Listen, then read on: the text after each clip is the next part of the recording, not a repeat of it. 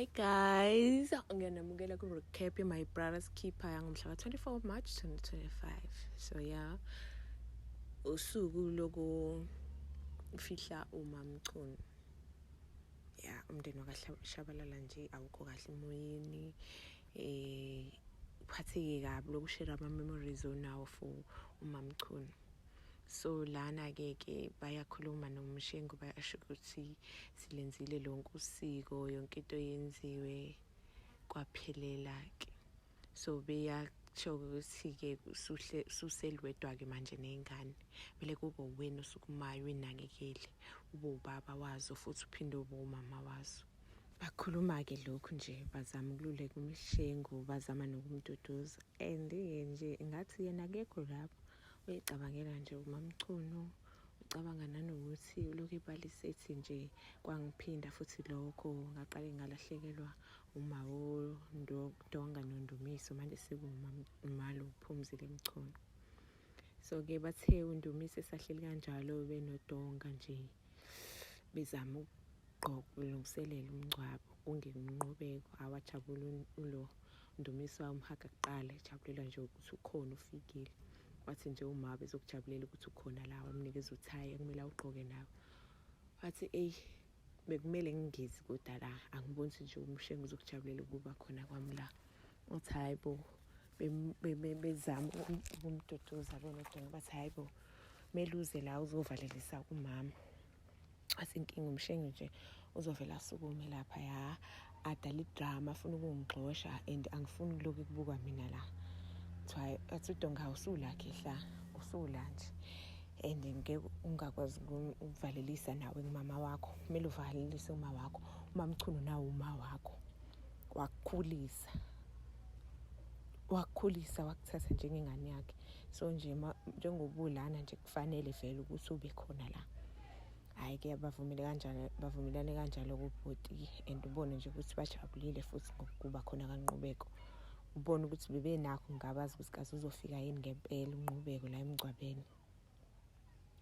And nje uNdumiso nje yena nje ubedlula nje kwaDonga loyo indlela lo. So uDonga ke emva kwalokho athi kumele ayokhuluma nobaba wakhe because sekumele kuqala kiwe emsamo kuyobikwa lesifo lesi kusho sekuyaphunywa ke manje ke sekuyobeka uMamCunu. Akhale nje ukuthi akazi ukuthi uzokhuluma kanjani nobaba wakhe kulento amgcine eyiyo ngesikhathi ehleli yedwa lapha yaphandle engafuni ukukhuluma namuntu. So ke wathatha ke lelo joko loyo wahamba wayokhuluma nobaba wakhe.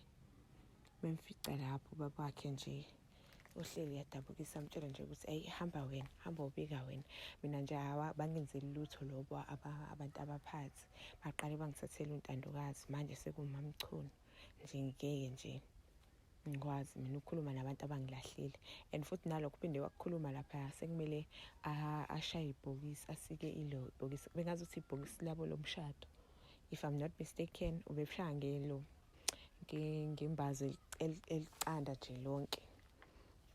Ngisho nje ukuthi yena akaseseli nabani manje bamlahlile nje abaphansi and futhi amakhosikazi akhe ahamba ngendlela efanayo ngendlela enjena nje ebuhlungu kusamnandi kuhlala nawo abaphansi bafile bamphuce wona.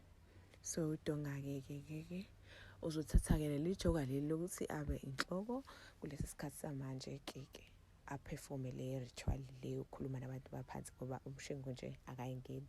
uMshengu bathanda kanje kodwa abantu abaphansi Jesu waphela nje uyena ohlezi suggest ukuthi okay kushisa impepho ke manje imbuzi uyena njalo nje hlatshwe imbuzi kodwa nje shame uyambona uphathekile kabi and uyakhala uhlezi ekhala.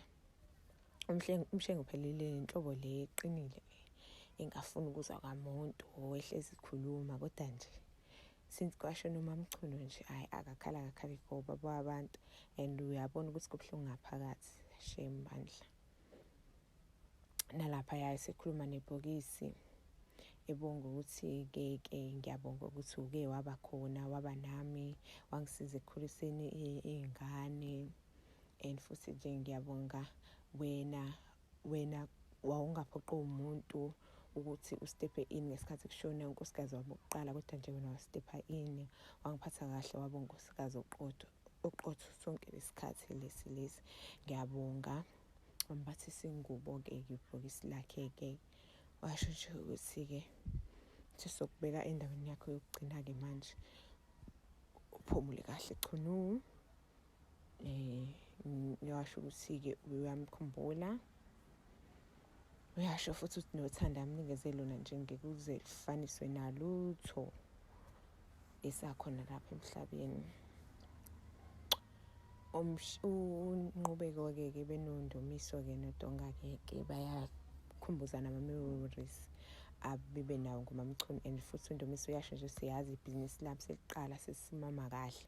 Bengithi nje ngizomthatha ngemise eMauritius celebrate i-6th birthday yakhe, sekwenzeka kanje. Angazi mina. On the other side, uTsidi ubhizi emgaqweni emngcwabeni, uzenza unkosikazi, ubuza ukuthi nje utswayi usho ukuthi nje utswayi alizwakali kahle. Umama apheka bamboleka utswayi, athi ukuthi nje kufaka kube ne-flavor. Qhamuka ukhathazile, athi nje yeyi wena uzozenza unkosikazi la, ama-girlfriend nje aphithizele nje la, suka hamba mxoshe kanjani. Bakazi ufazi thatha indaba, sungaze ube rude kanje kuyona ntombi.